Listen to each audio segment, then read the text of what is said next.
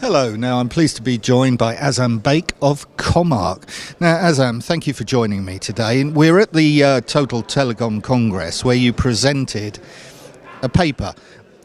Can you tell me about what specific topics it covered?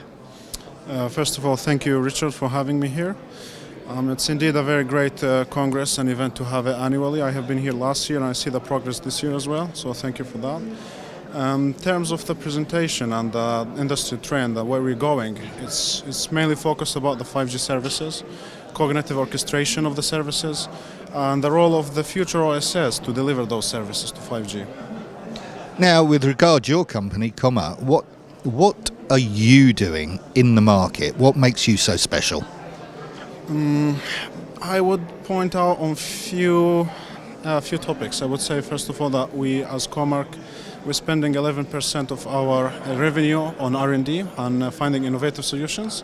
And most of those solutions are tailored around 5G and beyond, which includes SDN NFV, artificial intelligence, data monetization, and so on and so forth.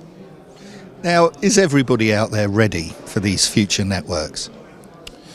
It's a good question. It's hard to say. I mean, from my previous position as an research assistant of 5G networks in the University of Surrey, I can say that then the look was okay 2020.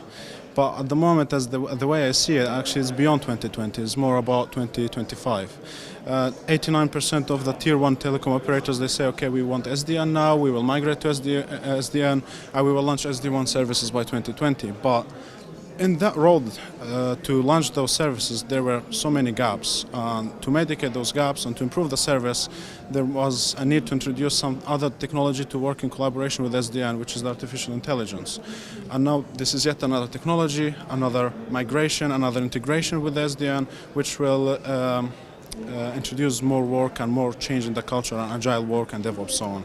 So I would say the market is going well, the momentum is going well, but it will be a journey beyond 2020, not 2020 in my opinion. Now, we talk a lot about the operators, we talk a lot about the future networks. What is the customer going to experience with these new networks?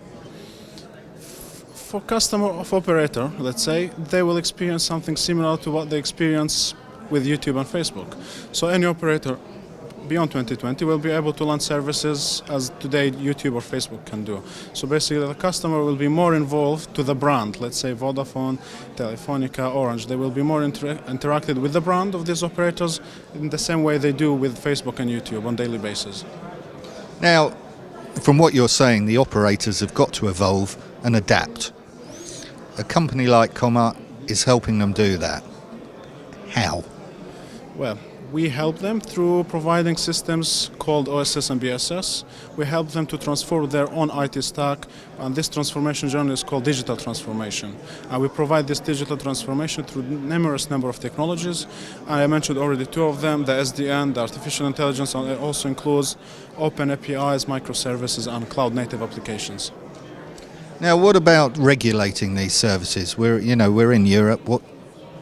How is the regulation affecting these new network services?